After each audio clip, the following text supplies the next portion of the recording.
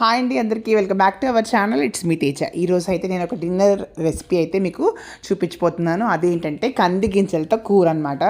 So మా husband recent టైమ్స్లో కంది గింజలు తీసుకొచ్చారు, అంటే కంది కాయలు తెచ్చారు.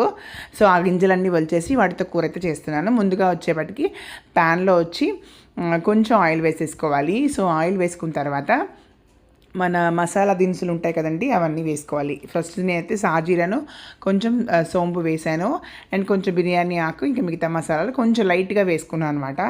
సో అవి వేసుకున్న తర్వాత మనం ఒక పెద్దగా ఉల్లిపాయ, 2 టమాటాలు, ఒక 2 పచ్చిమిర్చి, చిన్న అంగుళం వచ్చి అల్లం ముక్క, ఒక 4-5 వెల్లుల్లి రెబ్బలు, కొంచెం పసుపు, ఉప్పు వేసేసుకొని ఒక 2 నిమిషాల పాటు చక్కగా ఆయిల్లో మగ్గనివ్వండి. మగ్గనిచ్చిన తర్వాత దీంట్లోనే కొంచెం వాటర్ యాడ్ చేసుకోండి, అంటే జస్ట్ ఆ ముక్కలు మునిగేంత వరకు వాటర్ యాడ్ చేసుకోండి. నా దగ్గర ఒక చిన్న క్యారెట్ ముక్క ఉండిపోయిందనమాట మార్నింగ్ చేసిన వంటలోది. సో నా క్యారెట్ ముక్క కూడా యాడ్ చేసేసాను. యాక్చువల్గా దీంట్లో మనము ఒక బంగాళదుంపను కూడా యాడ్ చేసుకోవచ్చు, టేస్ట్ చాలా బాగుంటుంది. సో దీంట్లోనే కంది గింజలు కూడా పెట్టేసేసి కుక్కర్ పెట్టి 3 విజిల్స్ రానివ్వాలి.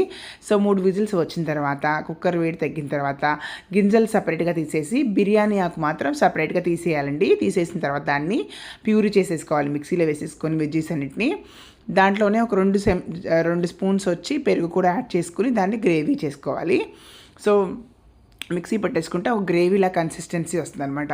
మళ్ళీ మనం ఏదైతే ప్యాన్ తీసుకున్నాం దాంట్లోనే ఒక 2 టేబుల్ స్పూన్స్ వరకు ఆయిల్ వేసేసుకుని జస్ట్ జీలకర్రతో మాత్రం తాలింపు వేస్తున్నాను అనమాట.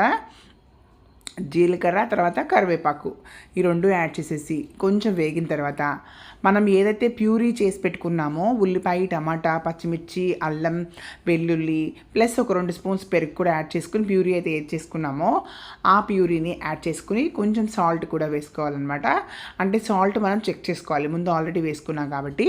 తర్వాత కొంచెం అయితే కారపొడి కూడా వేసేసుకున్నాను, మనం ఎర్రకారము వేసేసుకున్న తర్వాత కొంచెం కలిపేసేసుకొని ఒక 2 నిమిషాలు మగ్గనివ్వండి.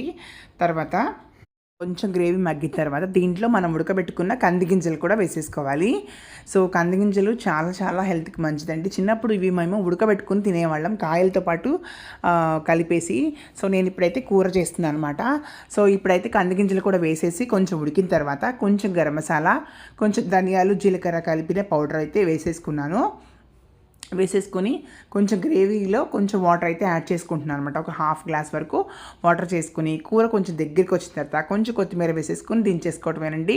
కంది గింజల కూర అయితే రెడీ అయిపోతుంది. సో మనం ఇది మార్నింగ్ రైస్లో కానీ నైట్ చపాతీ కానీ టేస్ట్ అయితే చాలా బాగుంటుందండి. మీరు కూడా ట్రై చేయండి. Thank you so much for watching my videos అండి. Please subscribe.